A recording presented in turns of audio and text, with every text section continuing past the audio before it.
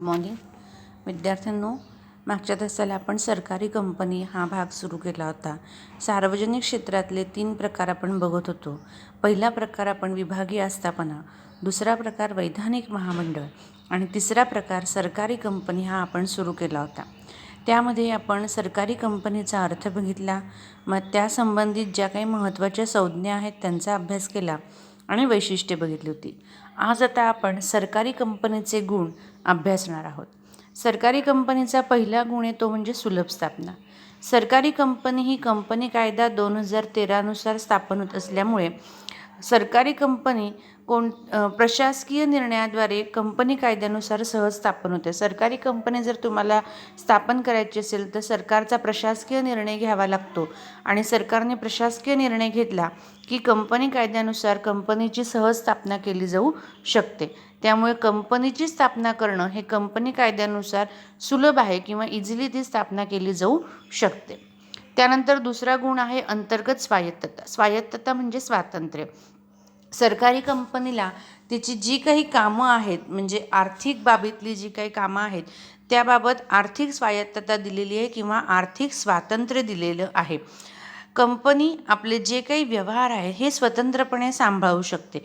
त्यामध्ये कोणीही इंटरफिअर करत नाही किंवा कोणीही त्याच्यामध्ये हस्तक्षेप करत नाही. त्याच बाबतीत सरकारी कंपनी ह्या त्यांच्या स्वतःचं प्रशासकीय काम आणि आर्थिक काम हे स्वतंत्रपणे सांभाळत असतात. त्यांच्यामध्ये कोणताही राजकीय हस्तक्षेप केला जात नाही किंवा इतर मंत्र्यांचं नियंत्रणसुद्धा या कामावर नसतं. त्याचबरोबर जे काही दैनंदिन कामकाज आहे हे दैनंदिन कामकाजसुद्धा ते स्वतंत्रपणे स्वतःच्या पातळीवर सांभाळत असतात. त्यांच्या कोणत्याही दैनंदिन कामकाजामध्ये, प्रशासकीय कामकाजामध्ये किंवा आर्थिक कामकाजामध्ये कोणताही राजकीय हस्तक्षेप नसतो, कोणत्याही मंत्र्याचं नियंत्रण नसतं. या सर्वांपासनं सरकारी कंपनी ही मुक्त असते. त्यामुळे सरकारी कंपनीला अंतर्गत कामकाजाच्या बाबतीमध्ये स्वातंत्र्य दिलेलं आहे. त्यानंतर तिसरा गुण आहे तो म्हणजे बदलातील सुलभता. जर सरकारी कंपनीला त्याच्या उद्दिष्टामध्ये, घटनापत्रकामध्ये, अधिकारामध्ये दुरुस्ती करायची वाटली तर ही दुरुस्ती करण्यासाठी संसदेची मंजुरी घ्यायची आवश्यकता नसते किंवा कोणालाही सांगायची आवश्यकता नसते. सरकारी कंपनी आपल्या घटनापत्रकामध्ये, आपल्या उद्दिष्टामध्ये, आपल्या अधिकारामध्ये कधीही दुरुस्ती करू शकते किंवा कधीही बदल करू शकते. त्यामुळे सरकारी कंपनीला जर उद्दिष्टांमध्ये बदल करायचा असेल किंवा घटनापत्रकात बदल करायचा असेल तर संसदेकडे किंवा विधिमंडळाकडे कोणालाही सांगण्याची आवश्यकता नाही किंवा त्यांच्या मंजुरीची आवश्यकता नाही. सरकारी कंपनी स्वतः वैयक्तिक पातळीवर आपल्या उद्दिष्टांमध्ये, घटनापत्रकामध्ये, अधिकारांमध्ये, हक्कांमध्ये बदल करू शकते किंवा जर काही दुरुस्ती करायची असेल तर ती दुरुस्तीसुद्धा करू शकते. त्यानंतर चौथा गुण आहे तो म्हणजे शिस्त. सरकारी कंपन्यांमध्ये कंपनीचं कामकाज हे कंपनी कायद्याअंतर्गत होत असतं. त्यामुळे कंपनी कायद्यानुसार सर्व नियम हे कंपनीला लागू असतात. कंपनीचं जे काही व्यवस्थापन आहे हे व्यवस्थापनसुद्धा कंपनी कायद्यानुसार, नियमानुसार व्यवस्थित पाहिलं जातं. हे व्यवस्थापन पाहण्यासाठी कार्यक्षम आणि कुशल व्यक्तीची निवड केली जाते. त्याचबरोबर शिस्तीत सगळी कामं केली जातात. त्यामुळे कंपनी कायद्यानुसार कंपनी अस्तित्वात येत असल्यामुळे त्या कंपनी कायद्याचे नियम आणि तरतुदीनुसार योग्य, कार्यक्षम आणि शिस्तीत सगळी कामं केली जातात. कुशल अधिकाऱ्यांद्वारे किंवा कुशल लोकांद्वारे ही कामं करून घेतली जातात. त्यामुळे सरकारी कंपनीमध्ये एक प्रकारची शिस्त आपल्याला बघायला मिळते. त्यानंतर पुढे आहे ते म्हणजे व्यावसायिक व्यवस्थापन. सरकारी कंपनीची स्वतःची अशी काही कर्मचारीविषयक धोरणं असतात. त्यामुळे सरकारी कंपनी आपलं व्यवस्थापन पाहण्यासाठी व्यावसायिक व्यवस्थापकांची नेमणूक करत असते. सरकारी कंपनीला जे काही कर्मचारी नेमायचे आहेत किंवा ज्या काही कर्मचाऱ्यांची नेमणूक करायची आहे यासाठी त्यांची नियमावली वेगळी असते, यासाठी त्यांची धोरणे वेगळी असतात. त्यामुळे सरकारी कंपनी आपल्या व्यवस्थापनाबाबत अतिशय जागरूक असते आणि हे व्यवस्थापन पाहण्यासाठी सरकारी कंपनी व्यावसायिक व्यवस्थापक, कुशल, अनुभव असणारे, कार्यक्षम, चांगली पदवी असणारे अशा उच्च प्रतीच्या लोकांची नेमणूक करून आपलं व्यवस्थापन योग्य पद्धतीने करतात. एक प्रकारची प्रोफेशनॅलिटी, व्यावसायिकरित्या पूर्ण केलेलं काम आपल्याला सरकारी कंपनीच्या व्यवस्थापनात दिसून येतं. त्यानंतर 6वं आहे ते म्हणजे सार्वजनिक उत्तरदायित्व.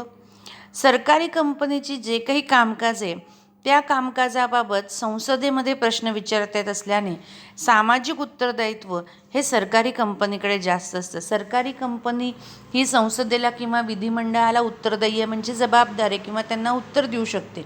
संसद किंवा विधिमंडळ सरकारी कंपनीच्या बाबतीत कोणतेही प्रश्न विचारू शकतात, स्पष्टीकरण विचारू शकतात, माहिती विचारू शकतात. त्यामुळे सरकारी कंपनीचं कामकाज कसं चाललं आहे किंवा कामकाजाबद्दल जर काही माहिती विचारायची असेल तर संसद त्यांना विचारू शकते किंवा विधिमंडळसुद्धा त्यांना विचारू शकते. त्यामुळे ही त्यांची सामाजिक जबाबदारी आहे किंवा सामाजिक उत्तरदायित्व असतं. अशा पद्धतीने आपण 6 गुण बघितले. त्यानंतर आता आपल्याला पुढचा भाग बघायचा आहे तो म्हणजे दोष. जसे एका नाण्याला 2 बाजू असतात तशाच प्रत्येक गोष्टीला फायदे तोटे असतात. त्याच पद्धतीने सरकारी कंपनीचे जे आता आपण गुण बघितले किंवा फायदे बघितले तसेच सरकारी कंपनीचे काही दोषसुद्धा आहेत किंवा काही मर्यादासुद्धा आहेत. त्यातलं पहिली मर्यादा किंवा पहिला दोष आहे ते म्हणजे स्वायत्तता केवळ नावापुरती. स्वायत्तता म्हणजे स्वातंत्र्य. सरकारी कंपनीला सरकारने स्वायत्तता दिली असं जगजाहीर आहे, म्हणजे सांगितले की स्वातंत्र्य, आम्ही कोणत्याही बाबतीमध्ये लक्ष घालत नाही, राजकीय हस्तक्षेप नाही, मंत्री लक्ष घालत नाही, ते त्यांचं कामकाज त्यांच्या पातळीवर पाहू शकतात असं सांगितलं आहे, अशी स्वायत्तता दिली, असं स्वातंत्र्य दिले. पण हे स्वातंत्र्य फक्त नावापुरतं आहे, फक्त कागदावर दिसतं. ॲक्च्युअल किंवा प्रत्यक्षामध्ये असं स्वायत्तता किंवा असं स्वातंत्र्य सरकारी कंपनीमध्ये दिसून येत नाही.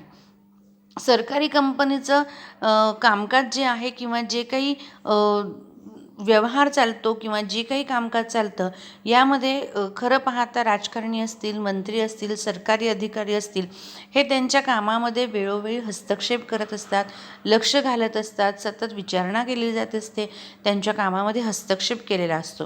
त्यामुळे स्वातंत्र्य किंवा स्वायत्ता हे फक्त कागदावर दाखवण्यासाठी आहे.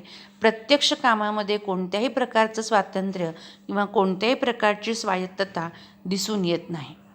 त्यानंतर दुसरं आहे प्रदर्शनाची भीती. सरकारी कंपनीला आपली जी काही वार्षिक हिशोबपत्रकं आहेत ही संसदेमध्ये किंवा विधिमंडळामध्ये परीक्षणासाठी किंवा तपासणीसाठी ठेवावी लागतात. त्यामुळे सरकारी कंपनीच्या कामकाजावर प्रत्येक वेळेस प्रसारमाध्यमांकडून टीका केली जाते. काय होतं मग यामुळे सरकारी कंपनीमध्ये काम करणारे जे कर्मचारी आहेत त्यांचं खच्चीकरण केलं जातं किंवा ते स्वतःहून पुढे होऊन काम करायला तयार होत नाही, त्यांचं मनोधैर्य खचतं. त्यामुळे व्यवस्थापनात नाविन्यपूर्णता येत नाही. जे पारंपरिक पद्धतीने की जे वर्षानुवर्ष चाललं आहे तसंच कामकाज होत राहतं. त्यामुळे ही प्रदर्शनाची भीती प्रत्येक कर्मचाऱ्याच्या मनामध्ये असते आणि यातच तो खचत जातो आणि म्हणावं त्या पद्धतीने चांगलं काम त्याच्याकडनं होत नाही. त्यानंतर तिसरं आहे तज्ज्ञ प्रतिनिधींचा अभाव. सरकारी विभागाकडनं किंवा सरकारकडनं जे काही कर्मचारी, मुख्य कर्मचारी नियुक्त केले जातात हे सर्व कर्मचारी सरकारद्वारे नियुक्त केले जातात. या प्रतिनिधींमध्ये अनुभव असेलच, वचनबद्धता असेलच किंवा ते प्रामाणिक असतीलच याची खात्री देता येत नाही. या सगळ्या गोष्टींचा अभाव त्यांच्यामध्ये दिसून येतो आणि परिणामी यामुळे कार्यक्षमतासुद्धा कमी होते, कार्यक्षमतेने काम केलं जात नाही. त्यानंतर चौथं आहे व्यावसायिक दृष्टिकोनाचा अभाव. जे काही निर्णय घेतले जातात संचालक मंडळामध्ये त्याच्यामध्ये व्यावसायिक दृष्टिकोनाचा अभाव दिसून येतो. या कंपन्या व्यवसायाच्या किंवा सामाजिक उद्दिष्टांशी एकनिष्ठ असतात. त्यामुळे प्रोफेशनॅलिटी सरकारी कंपन्यांमध्ये येत नाही. प्रत्येक वेळेस समाजाचा किंवा सार्वजनिक उद्दिष्टांचा विचार करूनच काम केलं जातं. तर अशा पद्धतीने 4 दोष त्यांनी सांगितलेले आहे. आपण एकदा परत बघूया. दोष कुठले सांगितले? पहिला दोष सांगितला स्वायत्ता केवळ नावापुरती, म्हणजे स्वातंत्र्य हे केवळ नावापुरतं आहे. सगळं सांगतात की तुम्हाला आर्थिक स्वायत्तता दिली आहे, कामकाजाबाबतीत स्वायत्तता दिली आहे, कोणी हस्तक्षेप करत नाही, पण हे फक्त कागदावर लिहून ठेवलेलं असतं. प्रत्यक्षामध्ये काम करत असताना सरकारी कंपनीच्या प्रत्येक व्यवहारामध्ये, दैनंदिन कामकाजामध्ये, व्यवस्थापनामध्ये राजकारणी असतील, मंत्री असतील, सरकारी अधिकारी असतील यांचा वारंवार हस्तक्षेप होत असतो. हे वारंवार कामामध्ये येत असतात. त्यानंतर दुसरं सांगितलं ती म्हणजे प्रदर्शनाची भीती. सरकारी कंपनीला आपली जी काही वार्षिक हिशोबपत्रक आहेत किंवा जो काही व्यवहार आहे त्यासंबंधीचा हिशोब हा संसदेमध्ये किंवा विधिमंडळामध्ये दाखवावा लागतो किंवा प्रदर्शित करावा लागतो. तिथे त्याचं परीक्षण केलं जातं आणि या परीक्षणावरून त्यांच्या कामकाजावर टीका केल्या जातात आणि प्रसारमाध्यमं या टीका प्रस्तुत करतात. त्यामुळे सरकारी कर्मचाऱ्यांचं मनोधैर्य खचतं आणि म्हणावं तेवढं ते मनापासून काम करत नाही. तिसरं बघितलं तज्ज्ञ प्रतिनिधींचा अभाव. सरकारी कंपनीमध्ये व्यवस्थापन पाहण्यासाठी तज्ज्ञ व्यक्तींची नेमणूक केली जाते, पण ही सरकारकडनं केली जाते. सरकारच्या दृष्टीने जे तज्ज्ञ आहेत त्यांची नेमणूक केली जात असल्यामुळे त्या प्रतिनिधींमध्ये किंवा त्या व्यक्तींमध्ये कामाचा अनुभव असेलच, त्यांच्याकडे वचनबद्धता असेलच, ते प्रामाणिक असतीलच याची खात्री देता येत नाही किंवा या सर्व गोष्टींचा अभाव दिसून येतो. त्यामुळे म्हणावं तेवढं कार्यक्षम व्यवस्थापन केलं जात नाही. आणि चौथं व्यावसायिक दृष्टिकोनाचा अभाव. सरकारी कंपनी ही सामाजिक उद्दिष्टासाठी काम करत असते. सामाजिक उद्दिष्टासाठी सरकारी कंपनी एकनिष्ठ असते. त्यामुळे व्यावसायिक दृष्टिकोन सरकारी कंपनीच्या कर्मचाऱ्यांमध्ये किंवा अधिकाऱ्यांमध्ये दिसून येत नाही. हे दोष बघितले आणि गुण आपण बघितले होते. पहिली सुलभ स्थापना, दुसरी अंतर्गत स्वायत्तता, तिसरं बदलातील सुलभता, चौथं शिस्त, पाचवं व्यावसायिक व्यवस्थापन आणि सहावं सार्वजनिक उत्तरदायित्व. अशा पद्धतीने विद्यार्थ्यांना आपण सरकारी कंपनीचे गुण आणि दोष हा भाग संपवलेला आहे. या ठिकाणी आपली सरकारी कंपनी हा भाग संपलेला आहे. म्हणजे सार्वजनिक क्षेत्र आज आपण संपवलेलं आहे. सार्वजनिक क्षेत्राचे तिन्ही प्रकार आपण अभ्यासलेले आहे. पहिला विभागीय आस्थापना बघितलं, त्याचे वैशिष्ट्य, गुण, फायदे, तोटे बघून झाले. त्यानंतर वैधानिक महामंडळ बघितलं, त्याचाही अर्थ पाहिला, त्याचे फायदे तोटे बघितले. आणि तिसरा प्रकार म्हणजे सरकारी कंपनी, याचेही फायदे तोटे आणि वैशिष्ट्य बघितले. अशा पद्धतीने सार्वजनिक क्षेत्रातले तिन्ही प्रकार आपण अभ्यासलेले आहोत किंवा सार्वजनिक क्षेत्रातले तिन्ही प्रकार आपण अभ्यासून पूर्ण केलेले आहे. आता पुढच्या तासाला आपण खाजगी क्षेत्र बघणार आहोत. याच्या नोट्स पाठवल्या जातील, त्या वहीमध्ये लिहून घ्यायच्या आहेत.